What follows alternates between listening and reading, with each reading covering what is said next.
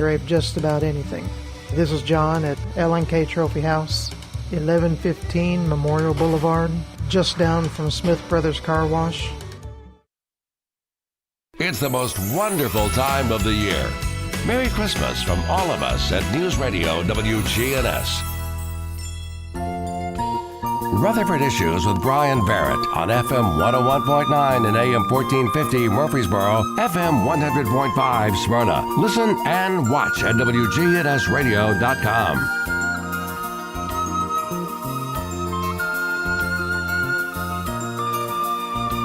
Rutherford Issues is powered by Middle Tennessee Electric, and MTE is grateful for the trust and warmth of its members during this season. MTE would like to wish you a season filled with joy and peace. Happy holidays from MTE. Our friends from Rutherford County PAWS are joining us today. Sebastian brought a crew today. Sebastian Jordan, good morning, sir. Good morning. How are you doing? Good to have you. And we have some returners, and one for just a little short time left, right? Yeah, unfortunately. We've got Crystal and Steve here with us. Crystal, Vineyard?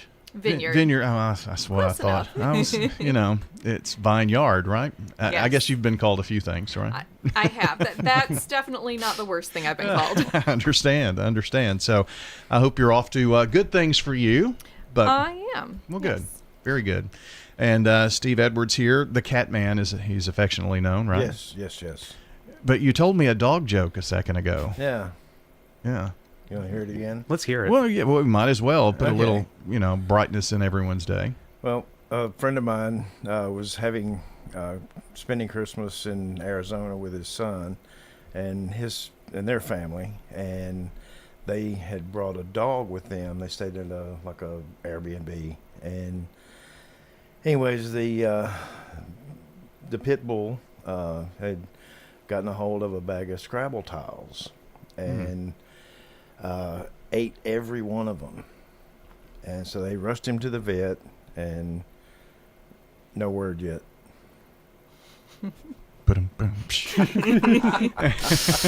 I love it. Yeah, you told me that, and I was thinking, gosh, what a vet bill that's going to be, and and then all of a sudden, so dogs are notorious for eating things they shouldn't. Mm-hmm. Absolutely. Yes. I'm going through that with my puppy. He has taken to the vinyl blinds. Oh. Yeah. So they like to jump on the back of the couch and look out. Well, apparently that's a chew toy now. So I was going to raise the blinds the other day, and I saw these chew marks out of a couple of the blinds there. So I've tried that bitter spray. I'm hoping that's a deterrent. Hopefully. So, that's something my cats do. I didn't think about really dogs chewing on the blinds. I did not realize that either. So cats are just as mischievous, huh? Yeah, they want to look out of the window, and so if you close it off, they've got to get through it somehow. I guess so. Well, I mean, I had the blinds open, and they could see out. I just think that was, a boredom thing or something. Who knows? But they need a larger view. I guess so. Or more blinds in their diet. We've had dogs that have eaten so many things, and sometimes those vet bills, you can watch stories on YouTube and whatever and see, their whole socks or something like that. And it's pretty expensive surgery to have that taken care of. But anyway, pets can be fun, I guess. Yeah, they can be a handful. Wrong source of fun. They can be all the above. Absolutely. Well, Sebastian, what's on your mind to tell us about what's going on with PAWS? Well, we're just kind of wrapping up the end of the year here. We just had Empty the Shelters ended, which is a quarterly event with Bissell. And we had Santa Paws last Friday. How did that go? It went great. It was a lot of fun. We had Santa and Mrs. Claus volunteer to come take photos, and people could bring their pets and get some photos with Santa. Well, that was nice. Yeah. And you got the big man on speed dial then, huh? We do. As busy as he is this time of the year. It was me and my wife. A little Santa's helper there, huh? Yeah. Oh, great. So. And he did not get peed on. At all. Oh, at wow. all. Not a single dog. Were you expecting that? I was expecting that. Really? Yeah. I mean, they get excited and, Yeah. they just kind of let go. So. I understand. Yeah, I guess nervous bladders. Yeah. Are they like kids when the kids go? Do they get scared of the red suit and all that stuff? Some of them.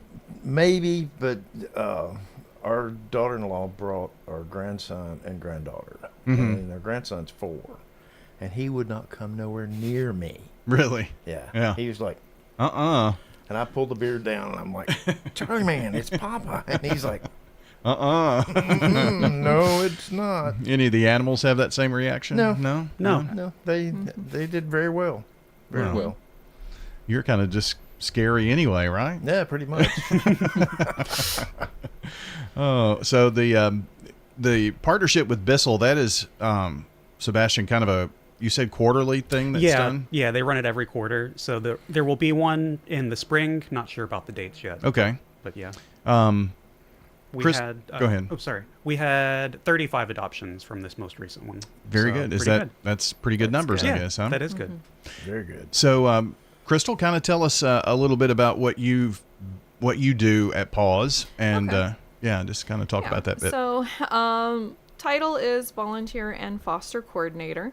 So I started out looking at all of the volunteer and foster applications, read through them. I do background checks on everybody, and then I start bringing the volunteers in. So I start reaching out to them, kind of telling them what the next steps are, if they're still interested. We usually go through like an online orientation, a Teams or a Zoom kind of meeting, do tours for our volunteers, and then we start training. As far as fostering go, I usually like to have a one-on-one conversation with them, and then we bring them in and make sure they're prepared to take on a foster should we need them. Because we only foster our neonate kittens and puppies, so that's typically animals that don't have a mother and maybe still need to be bottle fed.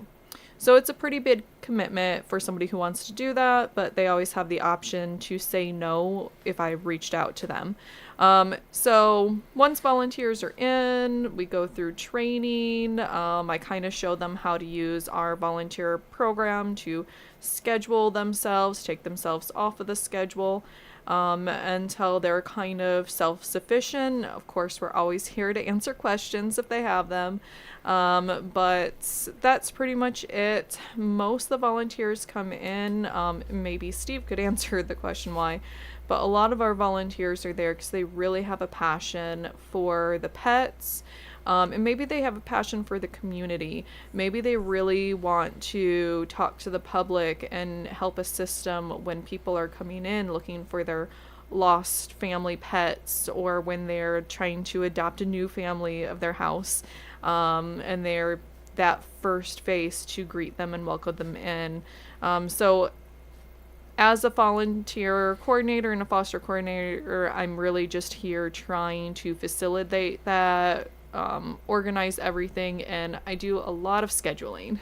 Yeah, it sounds like it. So the fostering, there's kind of a kitten season, isn't there? There is. Usually it's whenever it's hot. Typically, as the temperature rises, so do the number of kittens. Not to say that we don't have some kittens out in the wintertime. It does happen. And it is more so kittens typically than puppies that need to be fostered. But yes, I would say the hotter it is, typically the more kittens we will have. And that would be a tough job. Have you ever done that, Steve? With the fostering of the kittens? Yeah. Just... That would be very intense, I would think. Yeah, and I don't know that my 3 would put up with it. Oh, yeah. Well, I guess you've got others there, too. Yeah, that makes a big difference. And in terms of volunteers, are there a certain number of hours? Or, I mean, how does that work for maybe someone listening that is a pet enthusiast and would like to give up time? So there's no minimum number of hours to donate. However, we do put a block on how many time shifts you can sign up for. I believe the block is either at 2 or 3 time shifts. So those time shifts are usually about an hour and a half, and maybe even up to 2-hour time blocks. We want people to come in and volunteer as much as they want. We also don't want our volunteers to get burnt out.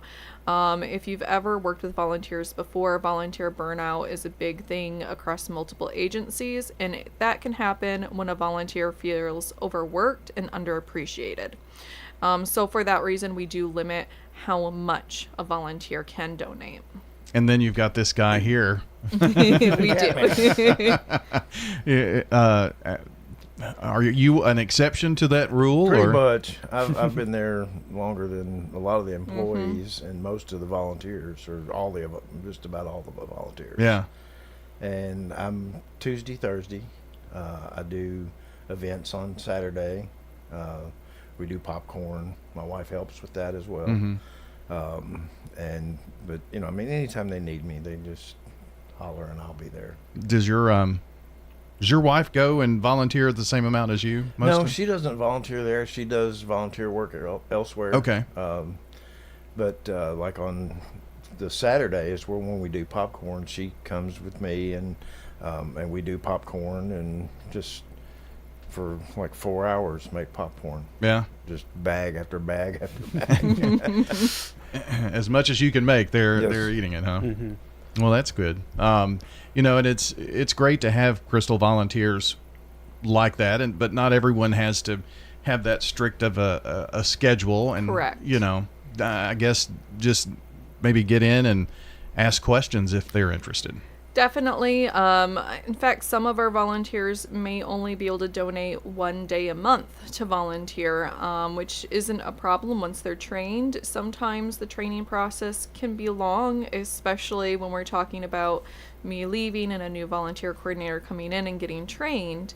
Sometimes, stars have to align, so to speak. Our schedules have to line up. But other than that, we appreciate any time that's donated. And it's not really the appreciation from the staff that people are doing this for. It's really for the community and the pets that are there at the shelter. Sure, absolutely. Before our time gets away, I want to make sure that we mention a lot of people may be thinking this time of the year, a pet, Christmas ideas, things like that. So, I guess you need to kind of be a bit cautious about that when considering that. But, I mean, are there adoption times that are coming up between now and Christmas? Yeah, I mean, we're open. When you're open? Yeah, we're open every day except Christmas Eve, Christmas Day, New Year's Eve, New Year's Day. Okay. So, through the next 2 weeks, we will have a lot of days we're open doing adoptions. We keep the same adoption parameters in place. Even if it's for gift giving, if there are kids in the house or other pets, we ask that you come do a meet and greet, just to make sure that the pet's going to go to a good home, that they get along with everyone. Yeah. It kind of ruins the surprise, the pulling out a kitten on Christmas. But, we want to make sure that everyone is ready to take on that responsibility and that it will be a good home. Well, I mean, that's a very important part of that. So there's not a return, Yes. Or something like that. It's not like getting a new pair of jeans or something, and you take them back if they don't fit. But Exactly. that's not the case with an animal. Steve, talk a little bit about your volunteerism as well as we leave, and what you look forward to here in the new year. I just, excuse me, I go in, and when I first get there, I go into the cat room and I look at the rest of my day there, going from one to the other. And I'll spend time petting this one, then I'll go to this one, then this one. And it's just so incredibly rewarding. It is amazing. And, they appreciate it. There was one particular cat. His name's Todd. And he... They're laughing about Todd. There must be a story. Yeah, he's a little older, and he's big, and most time he doesn't want to be bothered. I would open the kennel door and I'd put my hand in slowly and he'd swat at it. And so I started giving him a little treat or some food, like the wet food, and we became best friends. Oh, I bet. So I spent about 20 minutes yesterday just petting him, and he just absolutely enjoyed it so much. And they all seem to. Sometimes you just have to earn their trust, I That's guess. it. As long as you've got food. That's probably the important part about that, isn't it? But then, after the food was gone, he still let me pet him for Yeah. quite a while. It's the hope of more food. Yes. more. Yeah, that's kind of the way it works sometimes. Cats can be that way sometimes. They have catitude. That's one good word for it, I guess.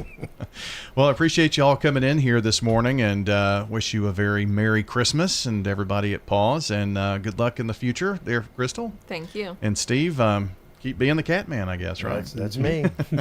Appreciate it. Our friends from Rutherford County PAWS joining us today here on Rutherford Issues. Hope you have a wonderful day. See you back here next time.